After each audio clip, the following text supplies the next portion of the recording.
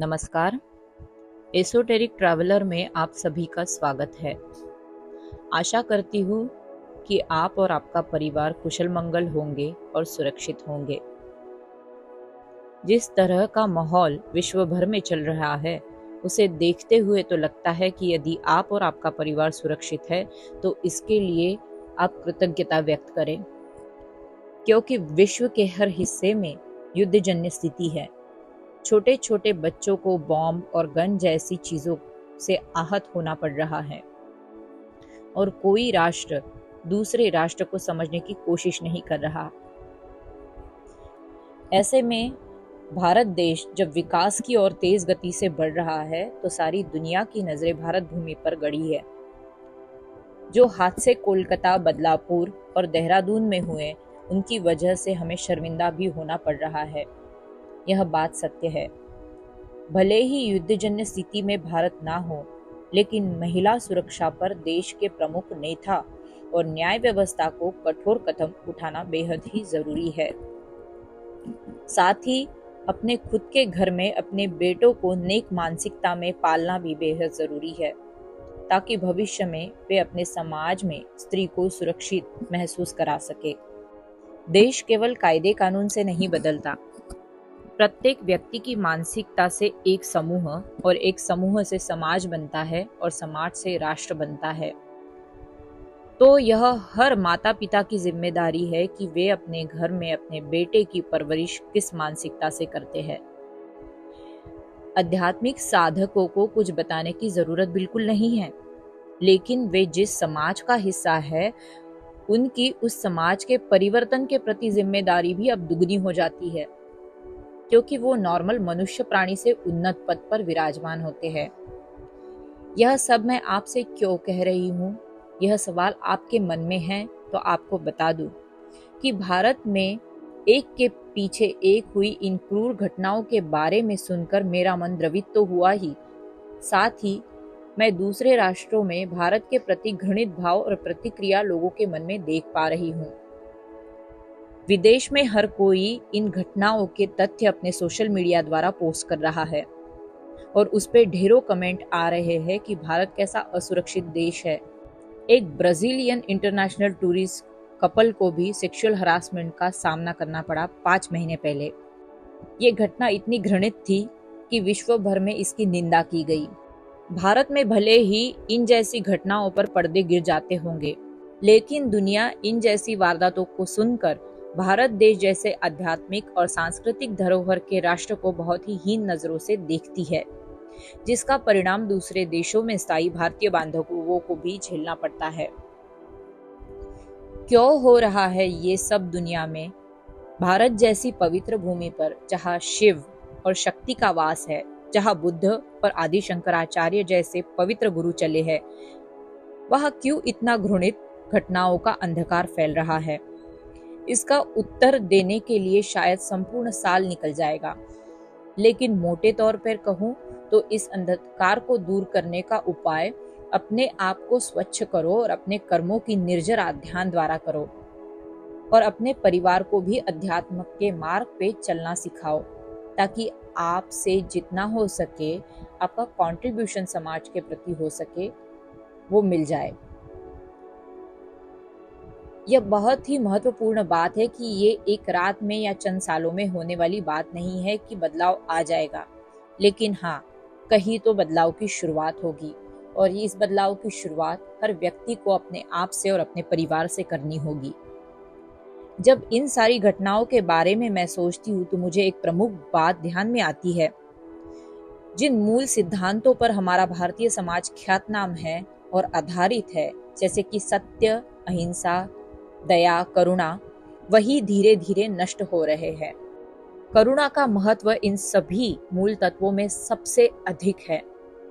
अगर आपके मन में करुणा या दया का भाव नहीं होगा तो आप चेतना के उच्च स्तर पर होकर भी कुछ हासिल नहीं कर पाओगे। भगवान बुद्ध एनलाइटेंड थे, निर्वाण को उन्होंने प्राप्त किया था, लेकिन वे करुणा की जागृत मूर्ति थे। आज भी उनकी कोई भी मूर्ति या शिल्प या चित्र अगर आप देखोगे, किसी भी स्थिति में हो, तो आपको असीम करुणा उनके मुख से झरती हुई दिखाई देगी। उनकी मूर्ति या चित्र के समीप बैठते ही आप गदगद होकर आंसू बहाने लगोगे। आपको पता भी नहीं होगा कि ऐसा क्यों हो रहा है, लेकिन आपके व्यक्तित्व की परतें मानो पिघल जाएगी और आप बुद्ध के करुणा सागर में एक हो जाओगे। यह अनुभव मैंने स्वयं ने कितनी ही बार किया है, मैं आपको बता नहीं सकती। मेरे जैसी कठोर नास्तिक व्यक्ति बुद्ध के पत्थर के मूर्ति के या केवल चित्र के सामने बैठते ही मोम की तरह पिघल जाती है। इसे आप क्या कहेंगे? अश्रु क्यों आते हैं, किस कृतज्ञता को व्यक्त करते हैं, मैं बता नहीं पाऊंगी, लेकिन मुझे केवल इतना पता है कि बुद्ध करुणानिधि है और एक बुद्ध होने के बावजूद भी करुणा उनकी सबसे बड़ी ताकत है, जिसके सामने कोई अंगुलीमाल नहीं टिक सकता। और जितने भी एनलाइटेंड गुरुओं के बारे में आज तक मैंने जाना है या पढ़ा है, उन सब में एक चीज कॉमन थी। बुद्धत्व के अलावा उनमें करुणा का प्रमुख गुण पाया गया है। सद्गुरु, जो कि आज के युग के एनलाइटेंड गुरु है, वे जब भी शांभवी महामुद्रा की दीक्षा देते हैं तो सभी दीक्षित साधकों को हाथ जोड़कर निवेदन करते हैं कि साधना द्वारा केवल जागरूक होना ही ध्येय न रखे, बल्कि बढ़ती जागरूकता के साथ समस्त विश्व की माता बन जाए, ताकि हर व्यक्ति, प्राणी, वृक्ष, जीव, जंतु सभी को आप एक माँ की तरह प्रेम से देख सके। क्योंकि एक माँ के मन में अपने बच्चे कैसे भी हो, सभी प्रिय होते हैं। सभी बच्चों का पालन पोषण एक माँ समान तरीके से ही करती है और उन्हें समान ही दृष्टिकोण से देखती है। यहाँ उनके समस्त विश्व की माँ बन जाने की जो शिक्षा है, वह आपको बढ़ती चेतना के साथ समता में प्रस्थापित होने का आह्वान करती है। और करुणा का गुण अपने आप में बढ़ाने के लिए गुरु इसीलिए भी कहते हैं, ताकि जब आप साधना द्वारा उन्नत अवस्थाओं में पहुंच जाओ तो आपका ईगो बढ़कर दूसरों को हानि ना कर सके। क्योंकि जब आप अध्यात्म के मार्ग पे चलते हो और आप नॉर्मल मनुष्य प्राणियों से उन्नत अवस्था में होते हो, तो ऐसे में अगर आप अपनी साधना द्वारा प्राप्त किसी भी सिद्धि या ज्ञान का प्रयोग दूसरों के बुरे के लिए करते हो, तो आपको कर्मों की मार भी उस नॉर्मल इंसान से 10 गुना ज्यादा पड़ती है। इसे अगर एक उदाहरण से समझना है तो एक व्यक्ति जो साधना नहीं करता और रोज उठकर आपसे झगड़ने आपके घर पहुंच जाता है या आपको नुकसान पहुंचाता है, तो उसे अगर कर्मों की मार समझो 10 वोल्ट की पड़ेगी। वही आप एक आध्यात्मिक साधक हो या अध्यात्म में उन्नत लेवल पे हो और आप क्रोध में आकर उस व्यक्ति को किसी तरह हानि पहुंचाते हो, तो आपको जो कर्मों की मार पड़ेगी वो 100 वोल्ट की पड़ेगी, मतलब 100 वोल्ट की पड़ेगी। मतलब उस व्यक्ति की तुलना में आपको कर्मों की मार या दुष्परिणाम ज्यादा भुगतना पड़ेगा। ऐसा क्यों?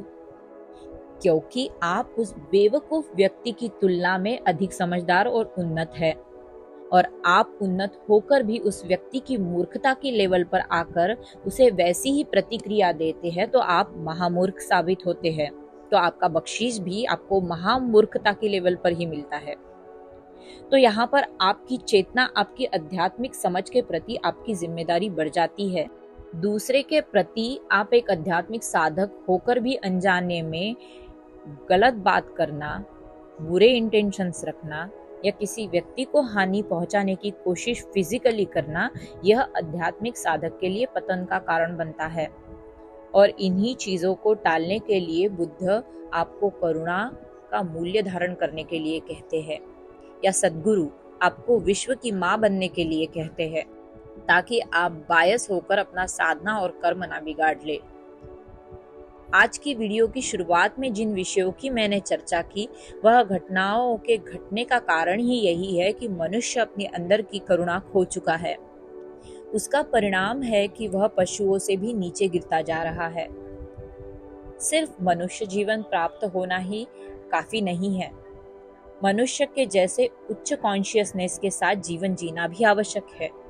मेरी आप सभी आध्यात्मिक साधकों से व्यक्तिगत विनती है कि आप साधना मार्ग में हैं तो अपने अंदर के करुणा के गुण को नर्चर करें, इसे बढ़ाएं, क्योंकि आपकी करुणा की तरंगे आपके सभोवती का वातावरण परिसर संपूर्ण तरह निर्मल कर देती है और इसका फायदा आपके साथ ही आपके परिवार को भी होता है और जिस समाज में आप रह रहे हैं उसे भी होता है और साथ ही उस देश को भी कहीं ना कहीं होता है। करुणा, दया यह एक इम्पॉर्टेंट अंग है किसी भी आध्यात्मिक साधना का। इसके सिवाय आप चाहे तीनों लोगों के स्वामी बन जाए या तीनों लोगों पे राज करना शुरू कर दे, लेकिन आपके लिए मुक्ति का मार्ग नहीं खुलेगा। प्रयास करें कि आपके अंदर की करुणा जागरूक रहे और इस करुणा का फायदा आपके परिवार को भी हो और आपके समाज है उसको भी हो। तो आज के लिए इतना ही। आशा करती हूँ कि मेरे इस वीडियो से आपको कोई स्पिरिचुअल हिंट तो ज़रूर मिली होगी। आपको चैनल द्वारा बनाया जा रहा कंटेंट अगर सहायक लग रहा है तो मुझे कमेंट बॉक्स में ज़रूर लिखें। आपकी प्यारी कमेंट से मुझे काफ़ी प्रेरणा मिलती है। साथ ही अगर आपने चैनल की सारी वीडियोस अभी तक नहीं देखी है तो इसे ज़रूर देखें। जो भी वीडियोस आपको लगे कि आप अपने सहयात्री साधकों से शेयर कर सकते हैं उसे ज़रूर शेयर करें और चैनल को एक लाइक ज़रूर दें। और अगर आपने अभी तक चैनल को सब्सक्राइब नहीं किया है तो ज़रूर सब्सक्राइब करें और कलेक्टिव कॉन्शियसनेस को बढ़ाने में मदद करें। मुझ तक पहुंचने के लिए आप डिस्क्रिप्शन बॉक्स में दिए गए ईमेल पे मुझे मेल कर सकते हैं। मिलती हूँ आपको अगले वीडियो में। तब तक के लिए आपके और आपके परिवार का ख्याल रखें, सुरक्षित रहे। सबका मंगल हो, सबका भला हो।